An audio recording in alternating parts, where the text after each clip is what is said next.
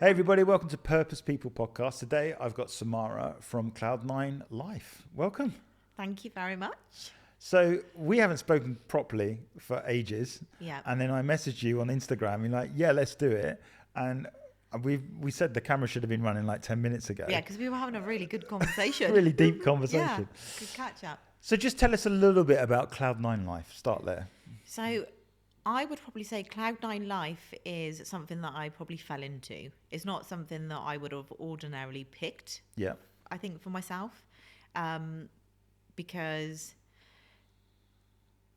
I think where Cloud9 Life has probably started was probably with me probably not being in a good place and finding it. Yeah. Okay. So I think Cloud9 Life is all about growth. It's all about nurturing, guiding, and also, I guess, holding clients accountable for changes in their life. Yeah. And being the best version of themselves. So I think one of the things that you are now, having spent some time with you, like just a minute, you're in a really good place. In a really good... But you've been on a journey. I've been on a bit of a journey. I would probably say my journey started I call it the cave. The cave. So 14 months of finding who I am. I don't think I actually knew who I probably was. Yeah. I think coming from a cultural background was very strict. Not really, I guess, not really having the freedom and exploring and making decisions of my own. Yeah. So I think being in the cave was probably the hardest thing for me because I was actually exploring and finding out who I was. Yeah. So I would say I've completely gone off track. Sorry. No, it's fine.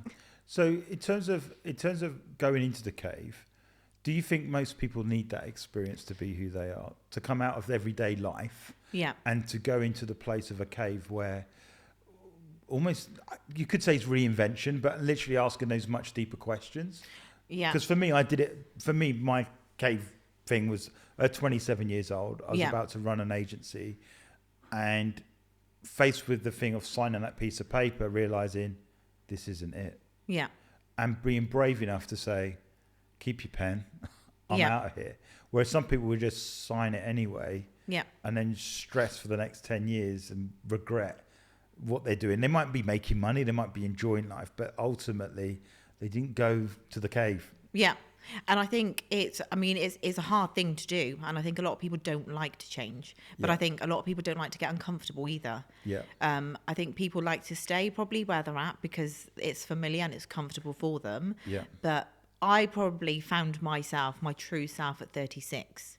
So that to me is when probably life began for me, I would say, because I then got to know what I liked, what kind of relationships, what kind of friendships, what do I enjoy doing, and what kind of person do I want to be. Yeah. So that is essentially where the life coaching came into, because if you asked me when we were in BNI, I can see you being a life coach in 10 years or whatever, I would have said, that's just not who I am. That this journey is for me. And because I've been through that journey, I want to help other people. So I think a lot of people are scared of change, but change is good because it also grows you as a person as well. Yeah. And you find your purpose in life. Yeah. And that's it. It goes back to that thing of, purpose for me is that when you're living life on purpose, you're not competing with anyone because you're doing what you're meant to be doing. And you're being genuine and authentic. Absolutely. Yeah. Like yourself, Samara, there's probably 1,000 life coaches out there. Yeah. But you're happy being where you're at because this is what you're meant to do. So you're not worried about anybody else. No. It's just like, this is what I do and I can help these types of people if they want to be helped. Yeah. And I'm the one to do that. And I think that's purpose for me, is that you do what you're doing and you know that you're meant to do it, and then the right people will come to you anyway. And you make a difference in people's life as well. Yeah. 100%. So I think that is the journey for me now. Yeah. You know, I mean, I've got, you know, I do have another business, which is properties. Yeah. But I think my purpose now is generally to help people, is for them to kind of strip them back like an onion, I guess. Yeah. And then rebuild them to the best versions of themselves. But that's only if that's something that they want to do, because I feel like also I wouldn't be able to work with clients that don't want to change, because I want to help them change. So I think it works both ways. So, you know, I think a lot of people want to take on all these clients, but essentially it has to be the right energy for me to work with.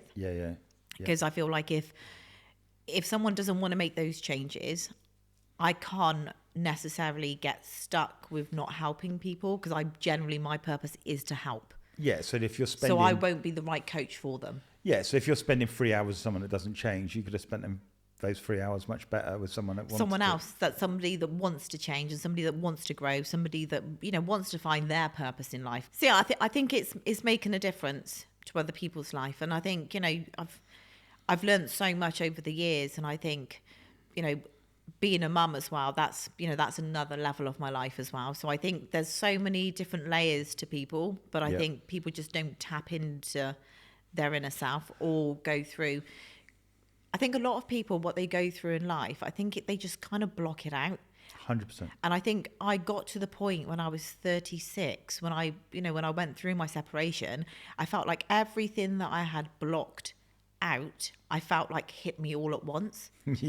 So I think every time I thought I dealt with one trauma, it was like another one had fallen on top of my head. It just felt really heavy. That's probably the best way that I can explain it. But I kind of felt like I had dealt with all my traumas in that cave for 14 months. In the cave time. Yeah. So I think that's why I've come out in a completely, you know, I've come out as a completely different person, a different version of myself. I look at life in a completely different way. I look at people in a completely different way. And I think I'd probably look at people more as energy too, not just as humans. So I think it's more, you know, I can probably sense and feel what they're probably not saying as well. I think for me, I think I call it like alignment for the assignment. It's okay. There you go. Because it's like... That's a good one. I'd see it on your social tomorrow. I'm going to use that. The alignment for assignment podcast. But the thing there is that, you know, when you commit to purpose, there are people that come across your life to help you fulfill it or take you off of it. Correct. Yeah. And, you know, I used the example in the previous podcast, but I use it again. It's like you're writing a story of your life, and there are people there that are going to be a chapter. There are people there that are going to be a paragraph.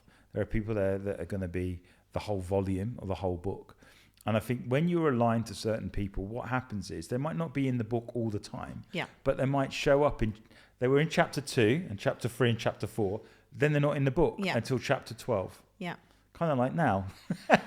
Absolutely, like now. With us, Because we learned how to do networking at Referral Institute many years ago, and that kind of got me realising the power of networking and connecting and that sort of stuff. And then, you know, we're watching each other from afar on Facebook and Instagram. But how much our lives have changed, and we've gone in completely different directions to where we met and what we were doing as well. Yeah, absolutely. So like for me, I've gone from one business to quite a few. And you've gone from just property to now life coaching.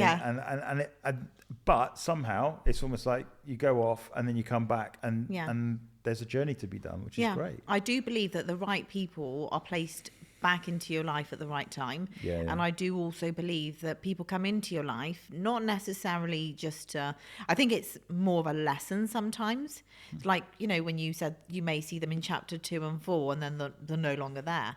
Maybe there's a lesson that you're meant to learn from that person. Absolutely. So I think maybe that's why they're no longer, you've learned the lesson. If you haven't learned the lesson, maybe that person might be around in your life a lot longer. Potentially. But I think people come into your life for a season as well. They're not meant to be your friend forever, but I think it depends on what you're going through in life as well. Because I think particular parts of what you're going through in situations, that person might be there to help you in some kind of way and you to help them in some kind of way. But it doesn't mean that they have to be part of your journey forever. Yeah, and I think that's one of the things is always to leave in a place where the door is open. Yeah. To do it. Now, obviously, if they're completely misaligned, shut that door and bolt it shut and you know, paint over it and concrete it up and never let them back into your life again. Yeah, exactly. but the point is that, you know, you are on a journey, and I think the thing that we talked about in the beginning was about identity. Yeah. And with identity, you said, I found myself at 36. Mm-hmm. Personally, I found my life at 27. Yeah. But what I want to do is pass that knowledge and that expertise so my children and the younger generation get there a lot quicker. Yeah. Because I do think that a lot of people don't necessarily live within their truth. I think a lot of people behave certain ways because they like to fit in. Yeah. So I think when you're fitting in, you're not really, you're kind of missing the whole point of it. I think you're missing who you are. And if you haven't gone through that journey of finding who you are, you will find that there's a lot of people that you probably don't align with on a day-to-day basis. But if you have found yourself, you'll instantly know that. But Absolutely. If you're still going through that journey, it's all about growing. And I think, I'm seeing my partner go through that journey. It's the most strangest thing because I went through that journey on my own. Yeah. But now it's been mirrored back to me in his journey. Yeah. Okay. And it's I did all of it, but you don't necessarily, I probably wouldn't have, I know I did that, but I didn't see that because I know I did the growth and I made those changes, but then to see it as a mirror, as my partner who's reflecting it back, I'm thinking, oh my God, did I do all of that? Yeah. Because I think when you start learning about yourself, you're going to have people that were in your life. You slowly kind of move away from them. And I'm thinking, did I do that? There's a lot that happens, but it's been reflected back to me. And I think it shows how much growth how much growth I actually did in that cave. Yeah. So I think for me, I did that in 14 months, but I can transform someone's life in 10 months. There you go. Because I feel like actually But you've learned principles, you see. Yeah.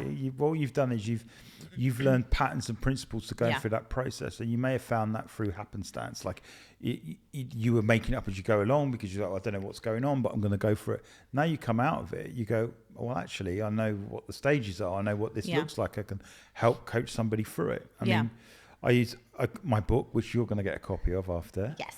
Can't wait. The Crisis Catalyst. Okay. Is very much that there are two types of people, the people that embrace crisis and see it as an opportunity, and those people are like, oh my God, the sky's falling down. I don't know how I'm going to survive. I'm going to run. Yeah, and I'm going to run. Yeah. But I see crisis is often if you see it as an opportunity, it's often the place of change. Yeah. And in that place of change, there are 8 steps to it. Okay. And so in those 8 steps, I think it's step 3, which is stretch.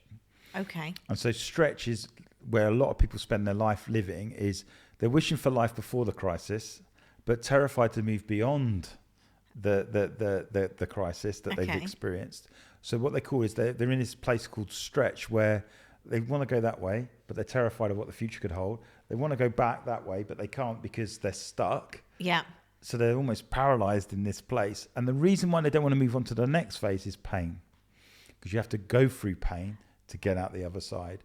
And pain could be saying goodbye to relationships, could be saying goodbye to houses, goodbye to cars, goodbye to jobs, goodbye to cities, whatever it may be. But you have to go through some level of pain to embrace what next looks like. And for me, I saw that pattern. There's a pattern. And then when I got that, and then I overlaid it into a lot of the things in my life, it's there. That's where I am on that journey, and that's where I am on that one. You relate to it a lot more, yeah. And then I present it back to people. So we, like with humans, we educate a few people on it, and they're like, oh my gosh, they can see where they are on it. And I think the great thing about crisis is it doesn't have to be the crisis. It's crisis because you don't know the solution. You don't know what life looks like the other side of it. But once you know there's a pattern to it, you can see it and just roll with it. Yeah. You just like, I'm in a season of pain. It just feels like I'm saying goodbye to everybody. Yeah, because there's you new have to people go coming, through it. Yeah. But you need to make room. It's like killing the old version of you over and over again. Yeah. That's how, and that's so strange because I was having this conversation with my partner yesterday. Yeah. I said, it's like killing the old version of you. I said, when that version of you, when you're growing, you're going through stages. So I think the first part is when you go through all the traumas. That's like one element of yourself that you've kind of killed off. Yeah. And then you're learning about something else. You probably kill, I don't know, 5 to 10 different versions of you to become the best version of you. Yeah. And that is hard. Yeah. Like you said. And I think a lot of people, I probably wouldn't have gone through what I had gone through, as in my change in life, if things didn't happen to me to make me feel probably absolutely broken. Yeah. You know, because I think a lot of people hit rock bottom to kind of feel that, because you're living life too comfortably. And I think people don't want to change when they're comfortable. Yeah. And I think it's like sometimes you have no choice but to change is when things go really bad. Because I say it this way: you got mindset and you got heart set. So most people live their life with mindset only. Yeah. So they can go 200 miles, like a capable person can go 220 miles in the wrong direction with passion. Yeah. And get to where they need to get the job, get the this, but there's something amiss. Yeah. And often that rock bottom will come, and ultimately then they go deeper, like in the cave. And that's where the heart thing happens. Okay, what is it that I really want to be or really want to do? And that takes work. Yeah. Oh, it's hard. Work. And I took heart set is based on your past. So understanding your past. Yeah. Understanding what you want the present to look like, and then rebuilding your future. And that takes time. It does take time. And I think it's a painful journey.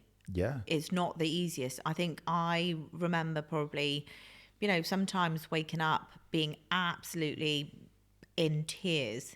And then there could be days where I thought to myself, I've got to push through. I've got to put a brave face on. You know, I'm a mum to my son, and I have to, you know, I don't want him to feel that there's something wrong, you know, that I'm upset, or for him to feel my emotions. Yeah. But then you take 10 steps forward, you might take 4 steps back. And it's like you're on that journey for a very long time. And also I found that I just felt stuck for probably about 2-3 months within that journey. And I was like, why is nothing moving in my life? Why am I not moving? But I was moving. Yep. Because I was making the changes. And other people will see that, but you don't see it yourself. You don't see it yourself. And I could see myself I could feel myself changing, but I couldn't see it probably visibly. I couldn't see it either. Yeah. So I think it is the most painful journey of your life, but I have to say it's the best journey. Yeah. Because you become the best version of yourself. It's just strange because, like, when you see someone and then you see him like 10 years on, it's quite forward. Is it 10 years? Maybe less. I think it probably has. Yeah, probably. Yeah. I'd say the difference just seeing you now and seeing you back then. Yeah. You seem to be very driven back then. Yeah. But how do I put it? Not anxious is not the right word, but like very driven. I want to get there, but I'm not sure if I can or whatever. Yeah. Whereas here, I'm just like you. They're just relaxed. Yeah, because I found my purpose. That's what I'm saying, you see. But not everyone sees that, right? Yeah. So like when you go away and you come back and you look at someone and you go, you are like just straight away. Like when I saw you in the outside, so you could tell immediately you're in the right space and place of where you're supposed to be. And I think that's the difference. And I think when people meet someone that is on purpose and aligned, you can see it a mile off because there's none of this like, oh, I'm trying to compete with you or anything like that. They're just, as you said earlier, you don't care. You don't care. Because the only person you compete against is yourself. And I'm in full alignment with myself now. There you go. So for me, I don't, you know, you could be doing something over there and that person could be doing something over there. I don't care. That's it. You know, I'm in my own purpose now, and I know where I'm going and I know what my direction is. So for me, I don't need to also, you know, it's like, I get irritated by people's energy now, which is really strange. Yeah. You know, I would happily sit in groups and have conversations and things that I probably, you know, but now for me, I don't align with probably 80% of what I used to. But it's certainly, and that's the thing, there's certain rooms, like you could, certainly if you're networking or whatever, you can walk into a certain room and go, it's not, we would describe it as the wrong vibe. Yeah.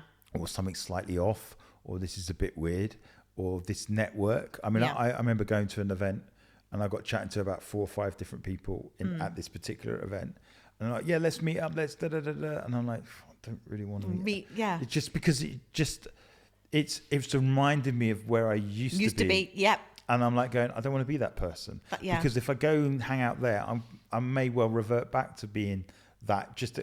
It's not me. It's just, it's not who I am. It may have been if I met you 10 years ago, but it certainly isn't me now. And it's not, we're not aligned in the present, and we certainly ain't going to be aligned in the future. Yeah. So there's no need to run through it. So talk us through the success stories, people that you've been working with, and what's happened. This is probably, I mean, it's probably, this might sound crazy, but I think I've been doing life coaching my whole life without knowing I've been doing it. Okay, cool. So I would probably say when I came out of my cave, my life made sense. Yeah. You know, it made sense as in why a lot of my friends would come to me, trauma dump, which I didn't know what it was before, but they would tell me all their issues, and then they would go off happily and, you know, moving on with their life, you know, day to day. But I didn't realize any of that until obviously coming out of my cave and just, I've completely gone off track. My mind just went all blank then. Sorry. That's all good. So people would come to you. They would trauma dump. They would trauma dump. And then what did you do? Did you try and solve their problem, or you just like go? I was always a fixer. No, there you go. Okay. I was always a fixer, and what I've learned on my journeys, you can't fix everyone, Samara. You know, you have to let them be. You know, you can guide, you can give them some of your energy, you can, you know, you can talk to them. Yeah. But you don't necessarily need to fix everyone. Yeah. And I think that's what I've learned. And I think I am a fixer. I'm a fixer in life. You know, that's just who I am. I think it's kind of ingrained in me. Yeah. But so when you come across them, do you think people just, how do you know of the people that want to be fixed or want to fix things? Or how do you know they're people that are just, that's the pattern that they're always in, and they're probably never ever going to get out of it? How do you know those? Well, I'll give you an example. Every time I step outside the house, automatically within probably me saying hello to someone, I know someone's life, their whole life story, probably within 10, 15 minutes. Wow. Okay. So for me, I think a lot of things kind of came, you know, a lot of things for me fell into place. And I think what I've had to learn is I can probably read people's energy. I can probably feel what they're feeling without them saying anything. Mm-hmm. But also I've learned that if people don't want to grow, you can still just, you know, you can still have a conversation with them, but it's someone that doesn't want to change. And I think my purpose in life now is to help and change people's lives. Yeah. So I think everyone just gravitates towards me. It's just the strangest feeling to describe. I mean, if you ask my partner, he tells me, you know, we can go into a restaurant and he'll tell me, do not speak to anyone. And my response is, it's not me, it's other people that want to speak to me. Yeah. I said, it's not me. Yeah. You know, I will happily talk to people. Yeah. Sometimes we just want to go out for a quiet night, but but people just open up to me.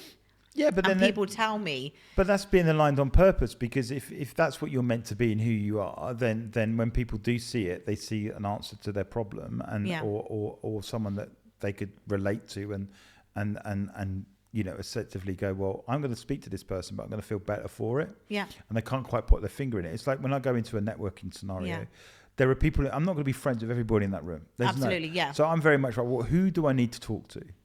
You know, and sometimes it's the person who's sat in the corner, not speaking to anyone, because they've probably come to the same conclusion I have, that this room's a bit weird and a bit off, and they just don't know how long they're going to stay for. Yeah. And then I end up talking to them, and then, you know, it's like, oh, we're connect, and they might come on the podcast or whatever else. But I think there's definitely that thing of being purposeful, being aligned, and then finding the people that are aligned to you where you can make a difference. And that's where I'm at in my journey. So that probably answers the question. Yeah. I've just started that journey. I mean, I've been qualified as a life coach since 2 years. Oh, wow. Cool. But I think where the property business has kept me really busy, I guess I've been learning about my purpose alongside it as well. Yeah. So now I feel like is my time. You're ready. I'm ready. So, you know, I think making the changes to actually going down this path, it's really exciting, because I feel like this is my purpose, and it's a completely different feeling to what it was when I set up Cloud9. But you described me back then when you met me to who I am, it's probably the best that you've described me, because that is literally me now. Yeah. Who I was back then, you nailed it. That was me. Yeah. And who I am now, you nailed this version of me. Yeah, but you see, that's the thing, is you get to see, when that's the benefit of time, right? You get to see the changes and the differences someone that's gone through, that's done the work internally rather than just externally. You can change your makeup, you can cut your hair, you can wear different clothes, you can drive a different car, you can live in a different house. Yeah.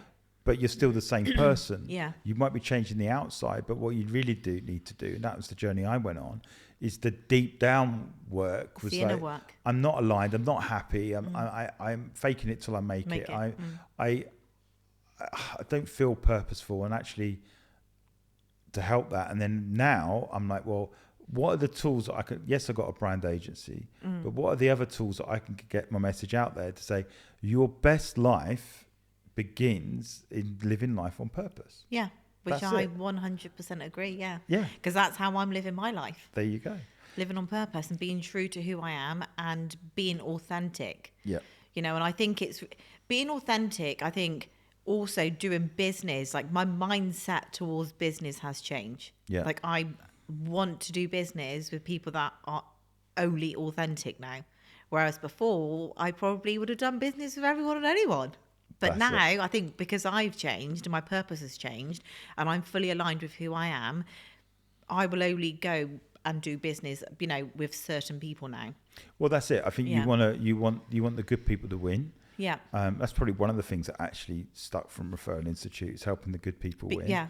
But one of the things I'd also say is that when you're helping, and you say, you can make a difference, you're not leading with income in mind, you're leading with impact in mind. So income is, I'll get paid and that will come, but actually it's the helping that's the most important thing for me, and helping someone get to where they need to get to. Yeah. And I get paid for it. Brilliant. That's awesome. Yeah, we all got to pay our bills and whatever else. But that's a better way round than saying yes to someone that says, I want to make as much money as possible. And I'm like, I just know the behaviours that come with it. But that would have been me years ago. You would have said, yeah, bring it on.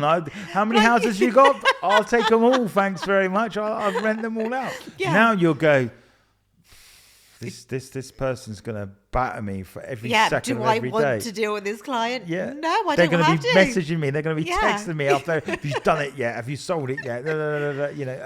And you don't want that. And which is great. But I think a lot of people, certainly business owners, are still in that place where they're just taking anything for money. And when it's tough times, it's even harder then, because you're really taking anything for money. And it's being so certain that you're doing purpose that somehow, if you do things the right way, the right people will come across your path, and then you're not at mercy to the budget or mercy to anything. Just the right people find the right people. Yeah. And I do believe, for me, life coaching is generally helping people and seeing the difference. Because I've been through that journey, it's like I want to help as many people. So income for me doesn't come into mind. Yeah. I didn't even know how to turn it into a business, if I'm honest with you. Yeah. It was like, that's what I knew I wanted to do, but I didn't know. Even to this day, I'm still thinking, okay, how would I? Because, if I go into a coffee shop or a restaurant or wherever, I'm already doing what I'm supposed to be doing. But I can help you that straight away. And to me, I need to transition my mind, because for me, I will talk to anyone because I want to help them. Yeah. And I think sometimes they probably sense my aura or my warm energy and they want to open up. Yeah. But I need to transition that now, because all I want to do is just help. And my partner would just tell me, just don't talk to anyone now. And I'm like, but it's not me. So one of the things I say is that a lot of the work that you did on your journey, the internal work that you did, you'll see certain patterns there. Yeah. And you'll see how do I put it? A process. Mm-hmm. You probably didn't know it at the time, but there's a process that you've gone through. Yeah. And I think documenting that process helps people. Yeah. So a lot of people are visual learners. So what I find with coaches, they're doing it from a session to session. Yeah. Rather than a process.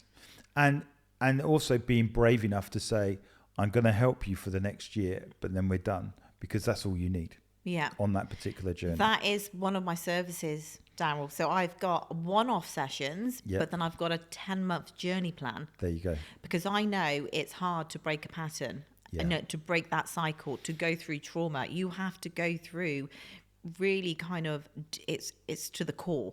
Is getting right to the bottom, because you can't go midway and just surface level. You're changing people's lives. So you need to really dig deep. And 10 months, if I put myself at 14 months and I thought, if I can do that, I now have the knowledge, I have the experience. I can do that in 10 months and help someone. That's it. So I guess it depends where people are with their journey. So the more help, the more trauma they may have probably gone through, and they may need to be on the 10, I'll be able to assess client to client what it is that they would require. If someone is already probably gone through half the journey, they might just need a few sessions. But if someone's starting right down at they don't have a sense of direction at all, then it's to start right at the beginning. Well, that's it. And I think what you'll find is that you'll find tools where there just might be a tool that's like a 2-week or a 4-week session just on direction. And that might be all they need. And I think for me, that's where I think great coaches win. Probably one of the greatest coaches out there is someone like Tony Robbins. And one of the things Tony Robbins does, he says, I recognize 2 things: patterns and frameworks. So he finds out what the pattern is, he builds a framework, and he educates around that. And it's almost like, oh, I know where I am on this journey, so I'm willing to commit to it, And it was the same with when I was looking at grief. Like, grief has a cycle to it. And I thought, well, if grief's got a cycle, then I'm sure crisis has.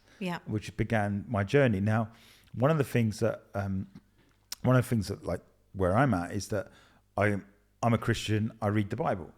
And one of the most famous Psalms that's there, which is read at most funerals in the UK, is Psalm 23. And it's like, the Lord is my shepherd, I shall not want. And basically it's telling the story of someone being at their lowest ebb and being close. And there's a process. And there it was. I saw the same process that I had is there. And I'm saying, well, this is ancient wisdom that's being used today. And what it's doing is it's beginning to help people get from point A to point B. All the steps are there, and I'm thinking, well, back then they must have known a thing about crisis, and some people worked it out, how to survive. We're moaning about Wi-Fi. Back then they didn't know where the next meal was coming from, right? But the point is that when you know that there is a pattern that you can follow through, or a process that you can work through, you will, it's like, oh, okay, it'll work all right. It'd be fine. It's like if you're ill. Like, let's say you break an arm. You break an arm, one of the things they do is they strap it to your body. And they keep it there, and it stays to your body because you don't want it banging into everything until it heals. It heals, And when it comes to life, we just don't apply stuff like that. But, like, what you did is you went into a cave. Away from everything, away from all the distractions. So you could heal. And you could hear your own thoughts and your own feelings, because you're drowning them out normally, and I'm busy there's myself. There's constant noise around you, and you can't hear anything. You don't want to stop though. And now you've been forced to stop, and now you're taking stock on life, and it's uncomfortable and it's horrible, whatever. You're being faced to force yourself. That's there what you go. And then you emerge from this place of being in a much better place, because now you've listened to what your body's saying, you've listened to all the things that you've been going through, you've listened to that, and then you're going, well, maybe I don't want to do that again, or maybe I don't want to go in that place, or maybe I don't. And you've done it. And I think one of the biggest things that my business partner in Humans talks about, he says, reflection is one of the biggest things to help you on your journey that you'll never realize. And I'm terrible at it because I'm always trying to move on to the next thing. So the reflection of wins. So like a wins register, is record the wins, because it gives you a chance to stop and reevaluate.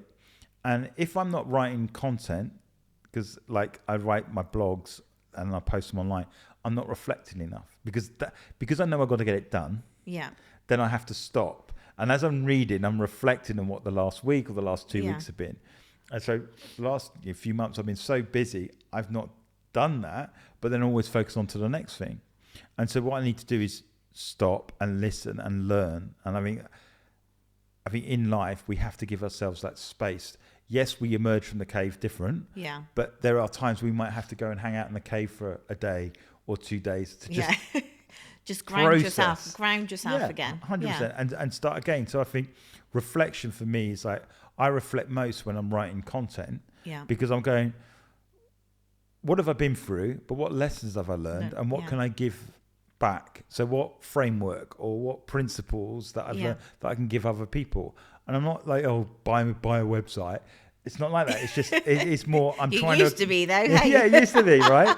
But it's about how do I equip other people to live life for purpose? And, you know, when you read and it's like, oh, I didn't think about that, or oh, I should do this, or okay, you know, like when you're, I remember that someone said to me, networking, you don't have to speak to everybody in the room. If you speak to 4 people, that's fine. Yeah. But someone had to tell me that, because before it's like, yeah, thanks, great for you. I've got to go speak to the next person now. So you left to go, did you have a good time? Yeah. And who did you meet? I don't know. I just got all these business cards because that's how I used to do it. Yeah. But now I go into a room and I go, okay, well, I'm not going to be friends with everyone. So who is it that I want to leave? That you need to speak to. That need to speak to, and I'm more relaxed. You're more kind of straight to the point. I think when you live in your purpose, you're not too much. I would probably say beat around the bush. You just go straight to the point. Yeah. And I think the more you kind of level up in life as well, and I think it's the strangest thing. A lot of people will see that growth in you. As much as you're changing, you may not see it. Yeah. But I think other people see it probably a lot more. And I think leveling up in life is hard, but it's also not just hard for yourself, but it's hard for the people around you. Yeah, yeah. Because they're essentially losing someone that they used to associate themselves with, but that person no longer wants to be in the same places as what they used to. Yeah. But yeah, I mean, growth. I'm all about growth. No, it's great. I'm all about being a better version of myself every single day, to be honest. And here's the thing: it's like, you know, if you are growing, you are changing. That's the reality of it. There are decisions that I've made 10 years ago that, having my time again, I would never make. Yeah. I was like, well, what the heck was I doing? I think it shocks you as well. You think, did I do that? Yeah. Did I make that decision? Because you know, at this point in your life where you are now, that it won't be the same decision. No. And I think reflecting, because I always reflect back on my life as well. I'll reflect back the past month, you know, I'll reflect back on different types of situations in my life, like when I'm being a mum, or, you know, speaking to a client, or, you know, my partner, seeing his growth. And there's a lot of reflection that takes place, but also being self-aware. I thought that was just an automatic thing that everyone had in them. No. But it's not. No. And I think to myself, how hard can it be how can you not know? You know, how can you not be self-aware? But there are a lot of people out there who are not self-aware. No, there's not. And you've got to be very careful sometimes in terms of feedback as well, because they're so not self-aware that if you give them feedback, they take it as a slight on their character. Yeah, which I think a lot of people would. Yeah. But if you are very self-aware, you would take that as good criticism, because you may not see it, but you'd be like, okay, thank you very much. Or you invite it. Yeah, I've just done a talk. What do you think? Well, you know what? You said this word 28 times because that was your thinking noise. All right, great. I'm reminded that I'll take note or whatever. But all you want to hear is I'm great. Yeah. You know, it's like. That's not good either, right? So so it's been in that place where you welcome it, and then you go, okay, that's refining me, that's helping me, that's improving me. I guess the thing with all this journey and all the knowledge that you've accrued, and you talk about life coaching, and you're going to be talking to people and helping people. Yeah. But how is that going to help you with your son now? Are there some stuff that you want to give your son so they don't have to go through the wilderness years, so to speak? How do you see it? How do you see life with him? I would probably say he is very much, I've noticed who I am as a person. I see that in him. Yeah. He likes his space too, which I didn't think, you know, a child, it's just strange. I see the same patterns in the way that I am in him. Mm-hmm. And I think what I've always taught him to do also is to always, you know, open up. Yeah. I think as a child myself, we weren't allowed to express. Okay. And I generally do believe, you know, children also do have emotions, they have feelings, and I think a lot of parents dismiss that because they feel that their choices and the decisions that they make are the right and best decisions. But I think what I've learned is to ask my son's opinion, ask him how he's feeling, you know, if he wants to talk about something. It's communication. Yeah. And I think He already is probably, I would say, probably a mini me. Yeah. If he doesn't like a certain behaviour at school, he will just walk away. And I do that at this age now, and I turned 40 last month, and I do that as an adult, but he does that as a 7-year-old. Yeah, that's good. So I feel like the tools that I guess what I've learned, I am teaching him without knowing that I'm teaching him, but also I'm trying to be the best version of not just myself, but a really good version of being a mum to him. Yeah. Because my upbringing was very different to the upbringing that he's having. Yeah, of course. So I think everything that I probably didn't have growing up, as in, talking, I make sure that he expresses and he opens up. So, yeah, I mean, you never know what path they're going to take, but you can give them the tools. No, and I think that, like for us, I went through a period of having, I'd say about 50 people work experience within the agency. And I was just seeing loads of kids that were completely lost, couldn't hold a conversation with an adult. Yeah. And that began like me on a quest. And I think when my kids started to get older and the eldest one moved into secondary school, I just realized the environment wasn't helping them. Yeah. And then we got really brave and we said, well, let's take them out. Yeah. Well, in fact, the eldest one said, can I come out? Yeah.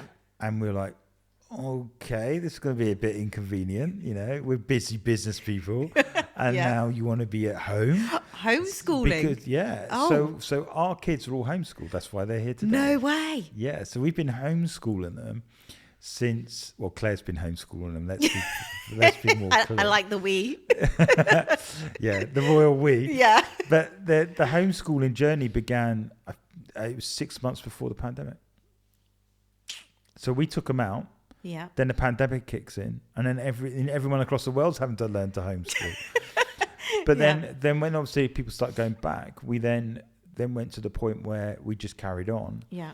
And now one of the best traits I see in my kids is they happily talk to adults, and they're not scared of them. They're like, they see them as peers. Yeah. And they have conversations. And I always use this example. I went on a homeschool camp, and there is one, and there's loads of homeschoolers in Bristol. Never knew it. It's like a whole community. Never thought that was an actual... It's a big thing. And we went away in this camp, and I remember walking up to the toilet block and then coming back, and there was this young little kid, and she looked at me, and she must have been about 4.5 at the time, looked at me and went, how's your day? And I was like, what? Like, I love but it was like really like interactive. Like, like you want to tell them how your day is. Like, oh, actually, you could help me here, Yeah. And it was just so genuine and so like cutting through the perceived, the stereotypes that they're meant to be in. You're a kid and I'm an adult.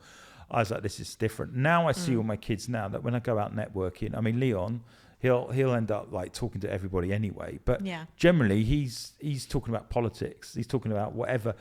He's not phased, and he doesn't really care if they agree or they don't agree, or he'll take different positions just to entertain himself or whatever. Yeah. And yet, then everyone starts going, your kids, they're so different. They want to engage. They want to talk. Yeah. And I'm thinking, that's a gift that I've seen between homeschooling versus the system, if you like, the Bournemouth thing. And I'm thinking, well, I'm taking my kids out homeschooling, and we're learning how to do life or whatever. Yeah. And how they do it with their kids will be their decision. But I look now and I go, our kids are different because they've been schooled different. Yeah. And so I think if you want different results, you have to do the brave things. Yeah. And we don't have bullying. We might have arguments against the three of them. Whose turn is it to do the washing normal, up? Yeah. But it's they don't have the you wearing the latest trainers and you can't come in our group because of this, that, and the other. They do have social connections and relationships. Leon, he's got mates that he plays rugby with, or he's got mates at the church, or he's got his PlayStation which plays here. Again, we don't put the PlayStation in the room, so they're not isolated. Yeah. But he's got all his mates on the PlayStation joystick. So he's talking to them. He's not, there's his phone, but they're in like the United States.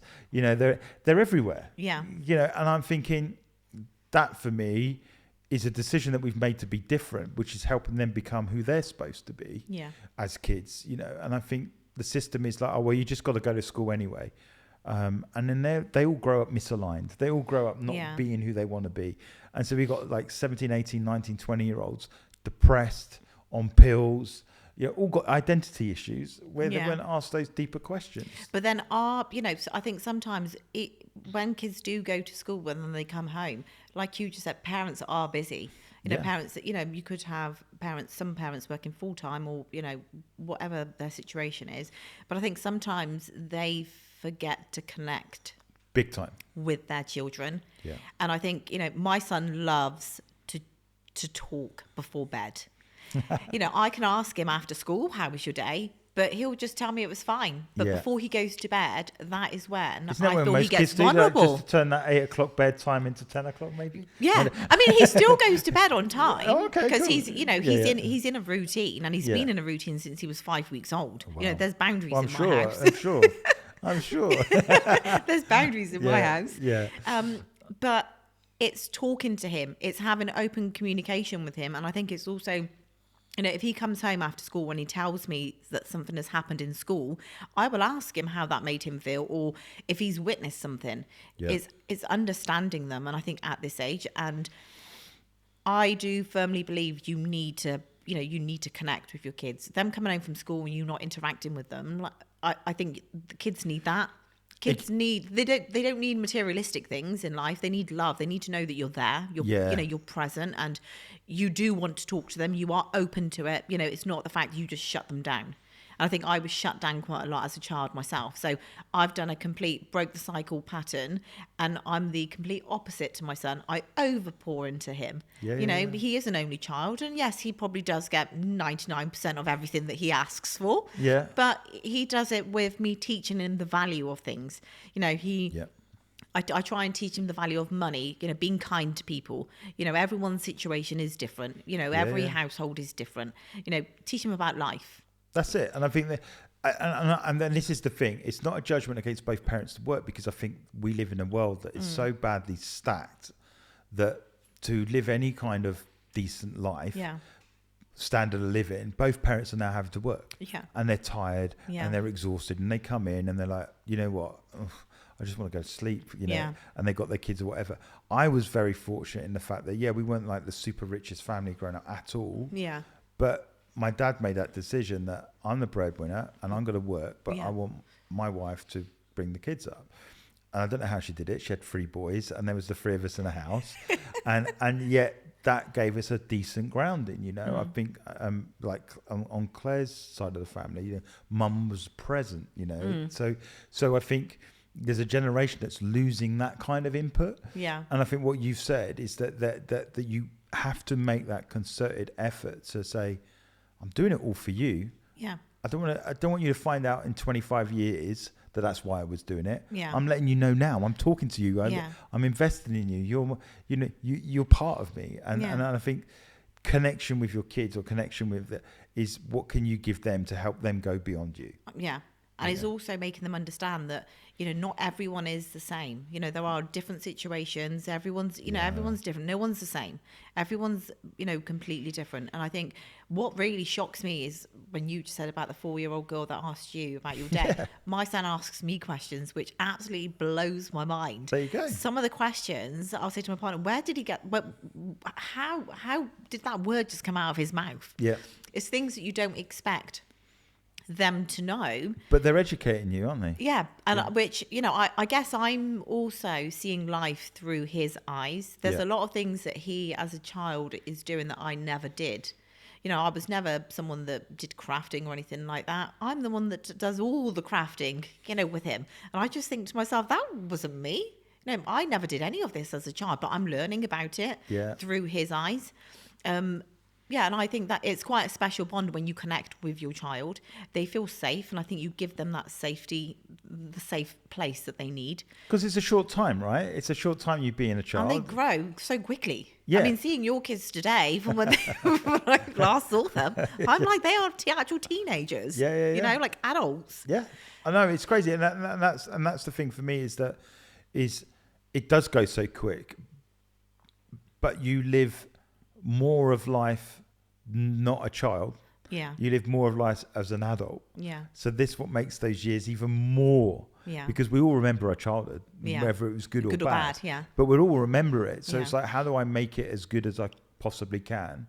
And I'm not saying my parents are bad parents at all. Yeah. But, you know, I think the gift I've given to them, and hopefully they'll see it long term, but is that we homeschooled them.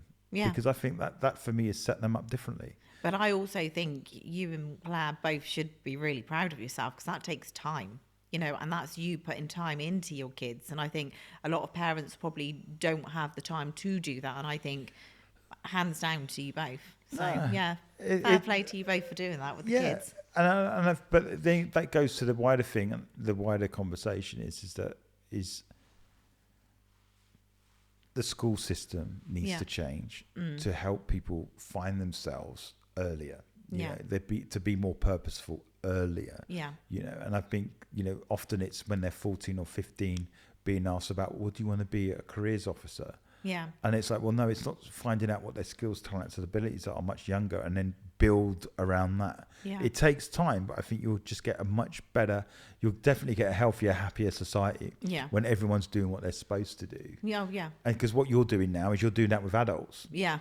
That are like, you know, they're 27 like I was, or 36 or 45 going, I got it all, but it's not the all. And then I'm picking life at a much later date. And I think, like, for yourself, you're helping them get back to what they're supposed to be doing in life. And I think it's doing all the inner child work. So even if you didn't get to live those days of being a child, because some circumstances make you grow up a lot quicker. 100%. And I think you can still be an adult, and you can still have that, you know, you can still be a child. But trying to describe that, it probably sounds absolutely crazy, but it's like meeting my partner, you know, meeting my new partner. It's like meeting my soulmate, you know, and I don't think I've ever had that kind of connection. It's like is a mirror. Yeah. You know, so I think life is all, you know, it's about learning, it's about growing, evolving, but it's also, once you've learned those tools for yourself, I think I'm teaching that to my son now, and I love that, because I feel like I'm the best version of myself. Yeah. And I feel like he's happy, he's loved, and I mean it's but it's great, because I think the biggest problem for most people is the identity issue. And at some point life throws us up these opportunities to get to that. At some point, it might be through crisis, it might be through struggle, and yet sometimes you've got to then lean into it. I remember freelancing many years ago at a large corporate company. So I was like gun for hire, come up with ideas and leave. And I remember one person saying, "Oh, you know, I'm love this job, this role. I want this next role, and then I can get my house, and then I got free cars." And he was just describing this like life, you know, the house, the cars, the mortgage, the mowing of the lawn, whatever. And the Joneses. Yeah, and I remember coming home going, if I end up like that, shoot me. Not because it was a bad thing for them. It was just like I knew that was not who I am. Yeah. And like now it's like I'm continually on an adventure, and not everyone can do what I'm doing, but that's my journey. And it's not going to make sense to everyone either. No, it doesn't make sense to everyone. What, are you mad? But because everyone's on a different journey. So what you may do, it will be completely different to what I do on my journey. So I completely agree with that. I think I said two things. I think if you ever catch me mowing the lawn with 7 people all in a row doing the same thing, shoot me. And there was driving a people carrier.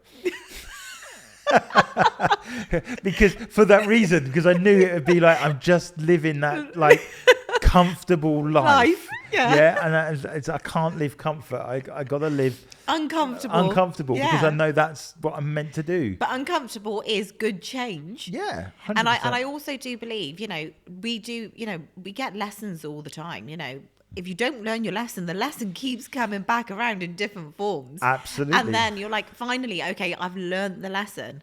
But life is about growing, learning, evolving, leveling up. So how would people reach out to you, Samara? How would they reach out? Well, obviously, Instagram DMing is pretty good, isn't it? Yep. Instagram, I have a website also. Yep. What's the website? It's www.cloud9life.co.uk. Okay, cool. And my Instagram page, which is Cloud9Life. And yeah, that's how you can reach me. Get in touch with you. Well, it's been an absolute pleasure to catch up. Oh, this has been so good. Let's not leave it 10 years again. Well, but you know what? I think we should, because we may be at different points of our life again. Yeah, different. But it's been great. So I'm really looking forward to seeing the episode come out. And thanks for coming. And yeah, let's definitely get you on again. That'd be awesome. Thank you for having me. Awesome. Thank you so much for being part of the Purpose People podcast. You're listening to us on a regular basis helps us get the message out there that living life on purpose is the best possible life to live. How can you help us? Well, you can like and subscribe to us on YouTube, but you can also follow our podcast channels, which are on Apple, Amazon, and Spotify. Please keep supporting us. Please keep liking and sharing us. Please keep following us on social media. And you know what? We're inspiring more and more people to live life on their terms.